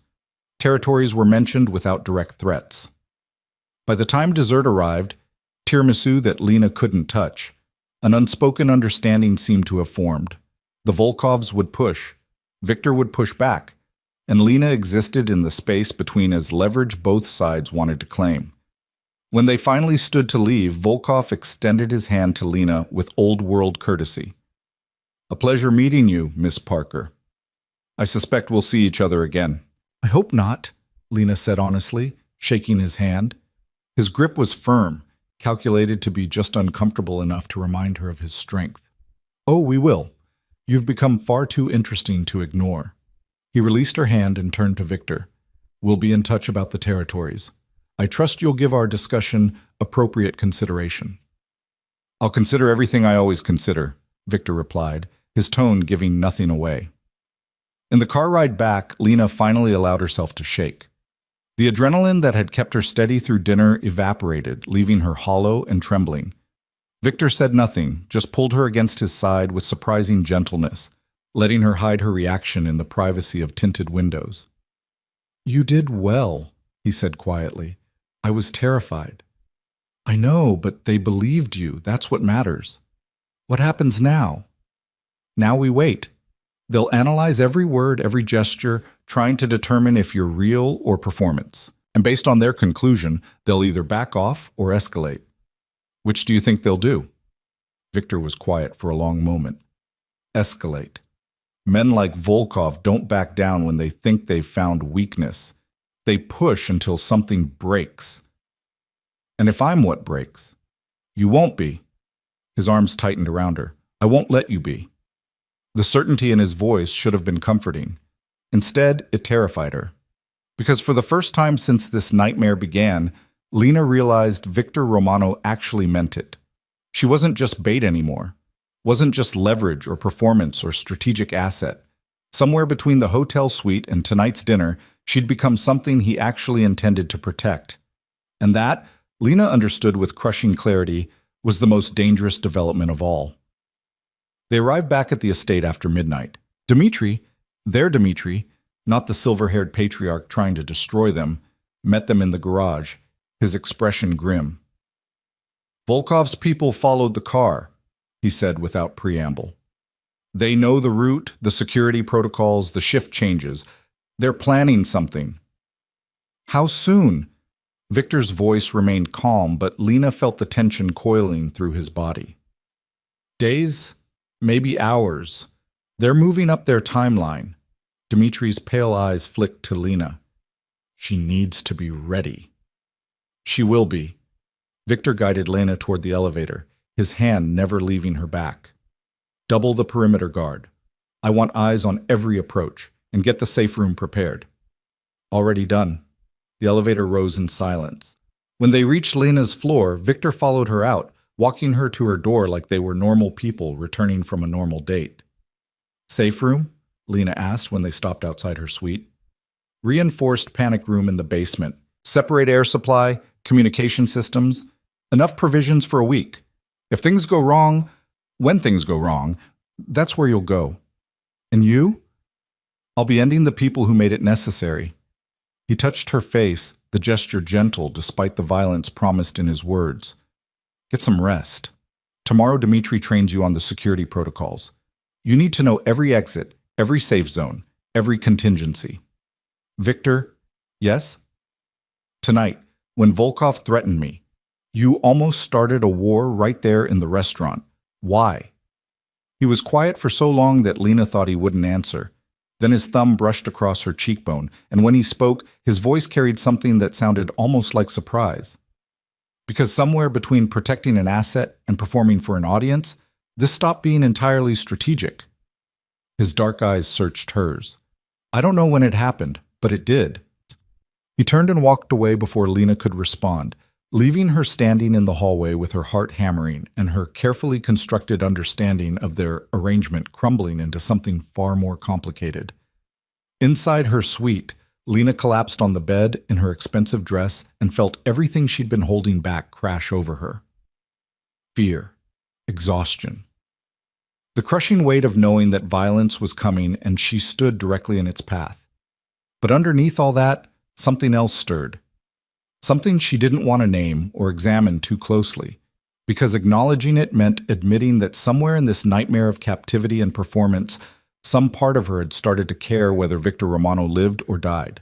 And that was a complication that could get them both killed. The attack came at 3 in the morning, 6 days after the dinner at Lombardi's. Lena woke to silence. The wrong kind of silence. The absence of sound that meant something had stopped that should have been continuing. The ambient hum of the estate's security systems. The distant footsteps of guards on patrol. The gentle whir of climate control that kept the house at perfect temperature. All of it, gone. She sat up in the darkness, heart already racing, some primal instinct screaming danger before her conscious mind could identify why. The emergency lights should have activated when the power failed. They hadn't, which meant this wasn't a failure. It was deliberate.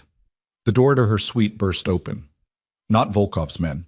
Dmitri moving with the controlled urgency of someone executing a plan they'd rehearsed 1,000 times. Safe room, now! He grabbed her arm, pulling her out of bed. We have maybe 90 seconds. What's happening?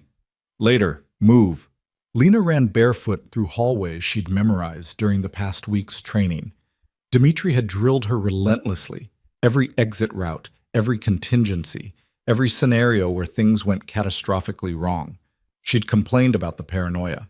Now, sprinting through darkness with gunfire erupting somewhere below, she understood it had been preparation for exactly this moment. They descended a service stairwell Lena had never noticed during her initial captivity, hidden behind what looked like a linen closet, the kind of architectural secret that houses like this were built with. Dmitri moved ahead of her, weapon drawn, checking corners with professional precision. More gunfire. Closer now. Shouting in Russian and English, commands barked with the clipped efficiency of military operations. How many? Lena gasped, struggling to keep pace. At least 15. Professional crew. They cut power, communications, everything. Dmitri yanked open a reinforced door at the bottom of the stairs. Inside. Lock it behind me. Don't open for anyone except Mr. Romano or me. Where is Victor? Dealing with the ones who made it past the perimeter. He shoved her through the doorway. Lock it now. The door slammed shut. Lena threw the deadbolts, 3 of them, each as thick as her wrist, and heard the hydraulic seals engage with a hiss that meant the room was now hermetically sealed. The safe room was exactly as Victor had described, small, windowless, lined with reinforced steel, stocked with provisions and communication equipment. Emergency lighting cast everything in harsh white that made the space feel like a tomb. Lena collapsed against the wall, fighting panic. Above her, the estate was under siege. Victor was fighting for his life, and she was locked in a box, helpless, useless, exactly what she'd always been, someone who survived by hiding while others handled violence. The communications panel on the wall crackled to life. Lena. Victor's voice strained but controlled. Can you hear me? She lunged for the microphone. I'm here. I'm in the safe room. Victor, what's happening? Volkov's brought an army. They're trying to fight through to you. Background noise, gunfire, breaking glass, someone screaming. Stay in the room. No matter what you hear, stay in the room. How many of our people are still standing? Enough. A pause, heavy breathing, then the distinct sound of a gunshot. Dimitri's clearing the east wing. I'm handling the main house. They didn't expect this much resistance. Victor, I know. We prepared for this. Trust the preparation. The connection cut out. Lena sank to the floor, wrapping her arms around her knees. The safe room's thick walls muffled most sound, but occasionally something penetrated. Explosions, sustained gunfire, impacts that shook the foundation. Time became elastic, meaningless. Minutes felt like hours. Hours might have been minutes. She thought about the girl who'd stumbled drunkenly into Victor Romano's hotel suite. That girl would have been sobbing by now, begging, broken by the reality of violence happening floors above her head. But that girl had died weeks ago. What sat in this reinforced tomb was someone different, someone who'd been forged in the crucible of captivity and performance and the gradual, terrifying realization that her captor had become something more complicated than enemy. The communication panel crackled again, but this time the voice that emerged wasn't Victor's. Miss Parker. Volkov's cultured accent, slightly breathless. I know you can hear me. I've accessed Romano's security system. Quite impressive, really, but not impenetrable. Lena's blood turned to ice. You're wondering if I can get to you, Volkov continued, sounding almost conversational despite the gunfire in his background. The answer is no.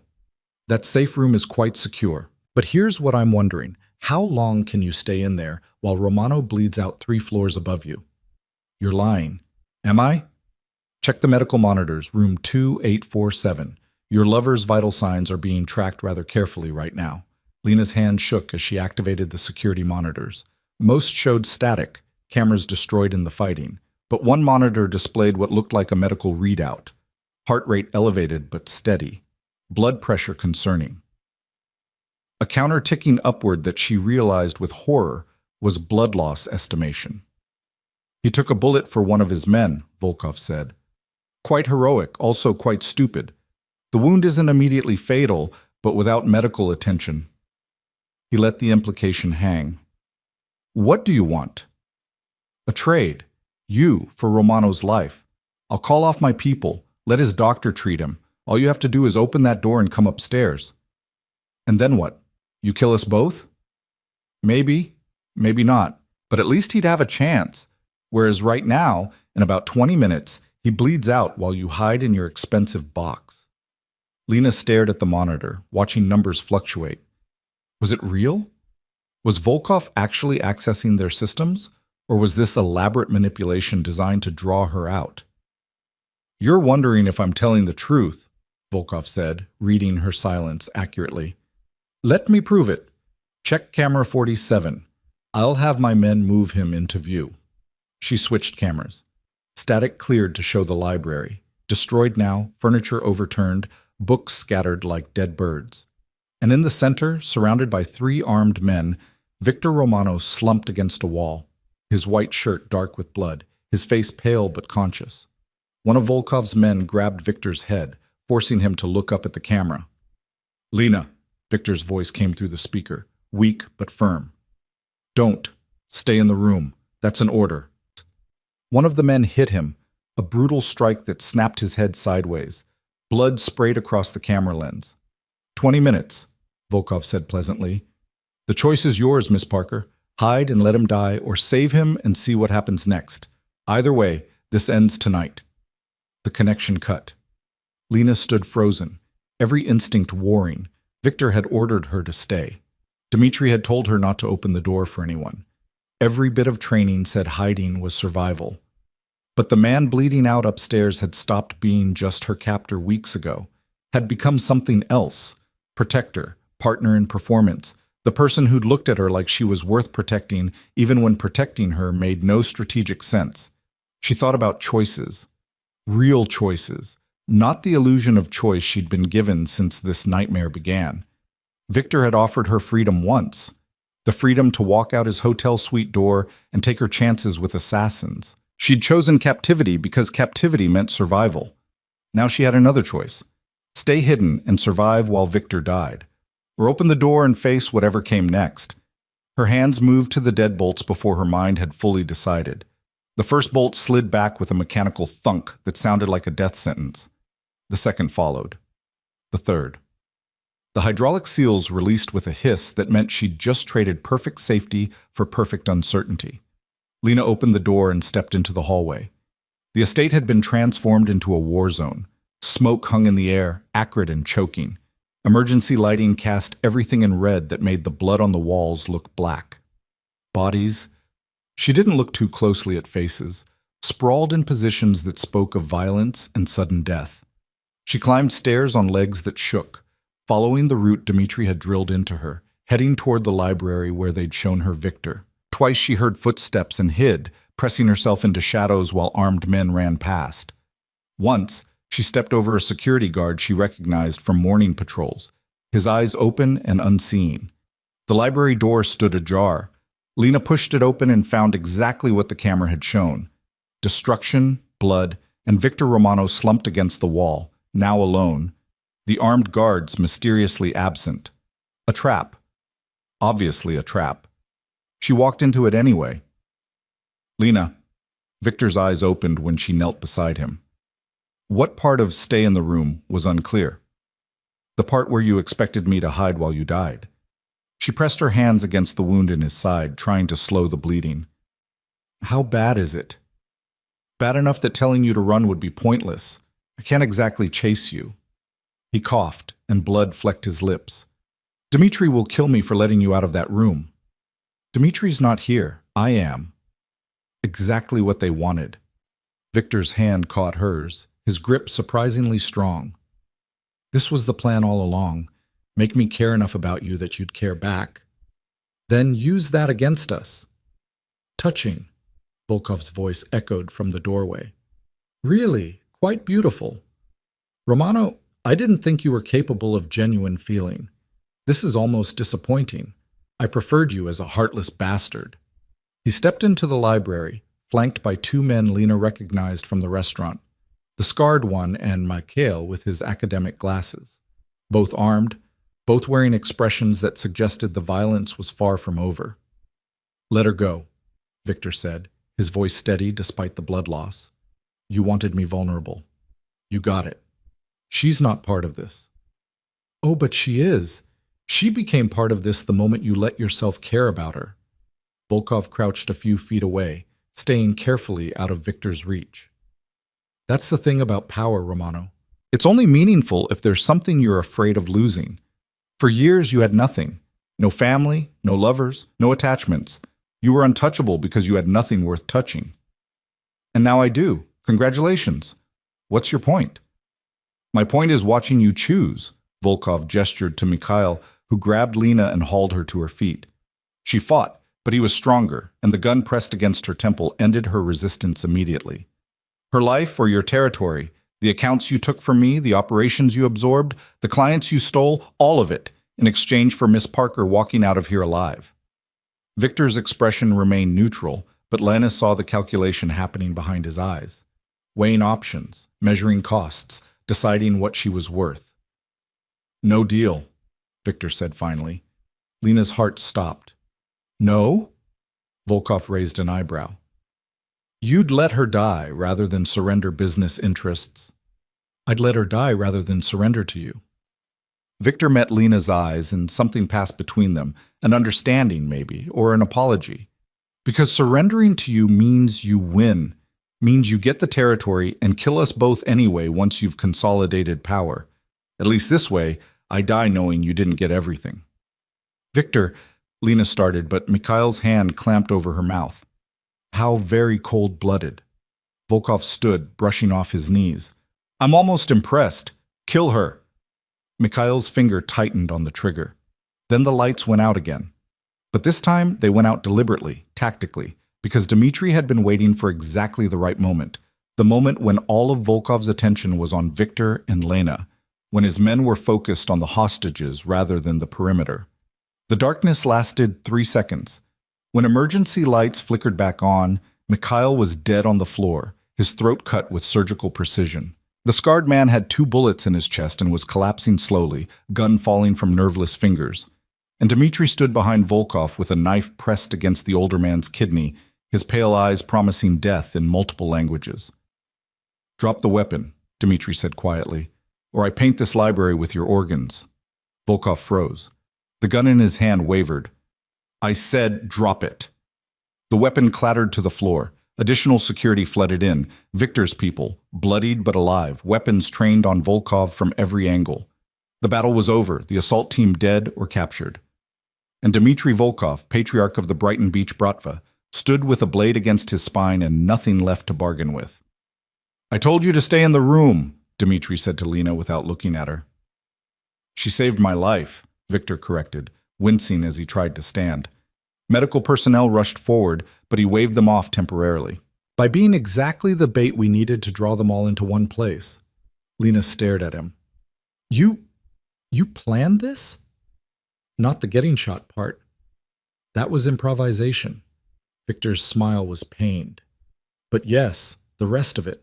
Letting them think they could use you against me. Letting them attack when they thought they had advantage. Using their assumptions about love and leverage to trap them instead. The blood loss monitor, the cameras showing you dying. Dmitri's work. He's very good with computers. Victor finally let the medic support him, his face gray with pain. I'm sorry, I couldn't tell you. Needed your reactions to be genuine when Volkov offered the trade. You used me. Yes. Let me out of the safe room knowing I'd come for you. Hoped you would. Wasn't certain. His eyes found hers across the destroyed library. But I was counting on you caring enough to be stupid, and you were. Lena should have been furious. Should have felt betrayed. Instead, she felt something closer to awe at the elaborate chess game Victor had played. Using her, yes, but also trusting her to play her part without knowing the script. What happens to him? She gestured at Volkov, still held immobile by Dmitri's knife. That depends on him. Victor addressed Volkov directly. You attacked my home, killed my people, threatened someone under my protection. By the rules we all live by, I'm justified in ending you and everyone connected to you. You'll start a war, Volkov said, but his voice lacked conviction. No, I'll end one. You broke the peace first. Everyone will understand my response. Victor took a step closer, wincing with each movement. But I'm offering you a choice. Same one I offered Lena when this started, life or death. Choose quickly. What's the price for life? Everything. Your operations in my territory, all of it. Your accounts, your contacts, your distribution networks. You go back to Brighton Beach and stay there. You never mention my name. You never acknowledge this night existed.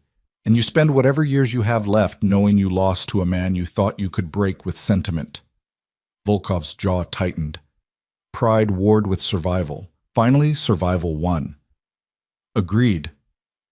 Good.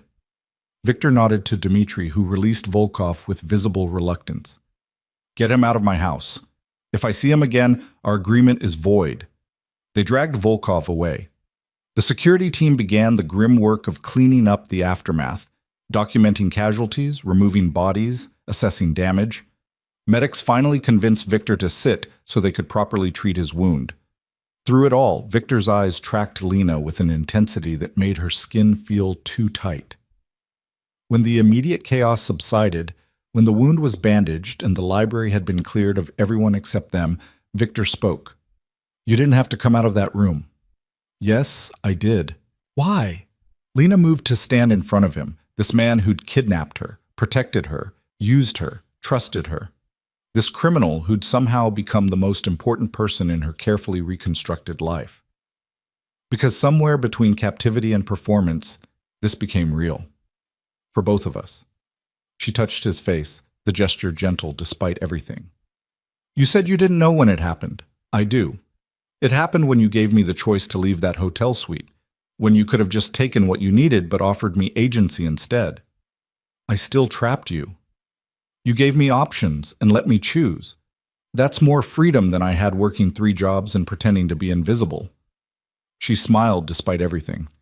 "Besides, you're not getting rid of me now. I just saved your life. You're stuck with me. Is that what you want? To stay stuck with a criminal who uses people as chess pieces? I want to stay with the man who protected me even when it made no strategic sense, who trained me to survive, who looked at me like I was worth more than my usefulness." Lena leaned closer, her forehead touching his. "I want to choose this. Freely. Not because I'm trapped, but because I want to be here." Victor's hand came up to cup the back of her head, pulling her into a kiss that tasted like blood and smoke and something that might have been hope. When they finally broke apart, his smile was real, not the sharp, dangerous one he used as armor, but something genuine. "I'm going to ask you something," he said quietly. "And I need you to understand you can say no, that no is a complete answer. Ask, stay, not as captive or leverage or performance. Stay as my partner, equal, someone I build this life with instead of someone trapped in it." His thumb brushed across her cheekbone. "Marry me, Lena Parker. Choose me every day the same way you chose me tonight." Lena pulled back to look at him properly. This man covered in blood and exhaustion, and the evidence of the violence he'd orchestrated to protect her. The proposal should have been terrifying, should have been just another manipulation from a man who'd built his entire empire on controlling outcomes. Instead, it felt like the first truly free choice she'd made since stumbling through that wrong door. "Yes," she said simply. "Yes to all of it." The recovery took weeks. Victor's gunshot wound was serious enough to require actual medical intervention from doctors who didn't ask questions about how their patient had acquired holes in inconvenient places. The estate underwent massive renovations, repairing damage, upgrading security, transforming from fortress into something that felt like an actual home. Lena moved out of her beautiful cage on the 3rd floor and into Victor's suite on the 2nd, not because he demanded it, but because she chose it. Because waking up beside him felt right in a way that solitary luxury never had. She learned the business. Not just the surface details, but the actual mechanisms, how territories worked, how accounts were managed, how to read the city's underworld like a language she'd always known but never been taught to speak. Victor taught her with the patience of someone who understood that partnership meant genuine equality, not just the appearance of it. Mrs. Chen became an ally rather than a warden, teaching Lena the social intricacies of Victor's world with the same precision Dmitri had taught combat. The staff stopped looking through her and started seeing her as someone with authority, someone who mattered, someone who'd earned her place through blood and fire instead of just stumbling into it. The wedding was small, private, just Victor, Lena, Mrs. Chen and Dmitri as witnesses, and a judge who'd long since learned not to question Victor Romano's requests. Lena wore cream silk, not white, because pretending to innocence seemed dishonest after everything, and Victor wore the same dark suit he'd worn the night they met. "You could still run," he said as they stood before the judge. "Out the door, into the city. I'd let you go." "I know, that's why I'm staying." The judge pronounced them married. Victor kissed her like she was the only real thing in a world built on shadows and leverage, and Lena kissed back, choosing this life, this man, this future, with the same determination she'd shown climbing out of the safe room. The years that followed were not easy. Victor's world remained dangerous. Competitors challenged, territories shifted, violence erupted in patterns Lena learned to anticipate and navigate, but she faced it as partner rather than pawn. As someone who understood the game because she'd learned to play it, she legitimized parts of the operation Victor had always wanted clean, but never had the social capital to manage. Turned gambling operations into licensed casinos, transformed protection rackets into legitimate security firms, used her invisible person skills to move through rooms where Victor's reputation preceded him, gathering intelligence and building relationships. They were good together, better than good. The criminal and the catering assistant who'd stumbled into his suite and refused to be dismissed. The man who'd built an empire on control, and the woman who'd taught him that some things couldn't be controlled, only chosen. 3 years after the night Volkov's assault failed, Lena stood in the garden behind the estate, now truly a garden, with flowers she'd planted herself rather than the severe landscaping that had existed before. Victor found her there in the late afternoon sun, holding something in her hands that she'd been staring at for the past 20 minutes. "You're crying," he observed, moving to stand beside her. Not sad crying, different crying. Lena held up what she'd been holding, a pregnancy test, positive, undeniable. "We're going to have a baby." Victor stared at the test like it was in a foreign language, then at Lena, then back at the test. For a man who controlled one of the most powerful criminal organizations in the Eastern Seaboard, he looked completely, endearingly lost. "You're sure?" "3 tests, all positive. I have a doctor's appointment next week to confirm, but yes, I'm sure." He sank onto the garden bench, pulling her down beside him. For a long moment, he just held her, his face buried in her hair, his body shaking slightly with something that might have been laughter or might have been tears. "I never—" he started, then stopped, started again. "I never planned for this. Never imagined it was possible. Are you upset?" "No, terrified maybe, but not upset." He pulled back to look at her, his dark eyes bright with something Lena had never seen before. Joy, pure and uncomplicated. "You're going to make me a father. You're going to make me a mother, equally terrifying. We'll be terrible at it." "Probably," Lena laughed through her tears. "But we'll figure it out, same way we figured out everything else." Victor kissed her there in the garden, surrounded by flowers that proved even in his controlled world, things could grow wild and unexpected. The man who'd built his life on eliminating variables now faced the biggest variable of all, a child, unplanned, and perfect. "I love you," he said against her lips. "I don't think I've said that enough." "You show it every day, but hearing it doesn't hurt." Lena smiled. "I love you too, even though you kidnapped me and turned my life into a crime novel. You kidnapped yourself. I just offered you better accommodations than jail." Romantic. "I try." They sat in the garden as the sun set over the city, talking about nurseries and names and how to raise a child in a world built on shadows. Planning for a future that had started with a drunk girl stumbling through the wrong door and ended with a family neither of them had seen coming.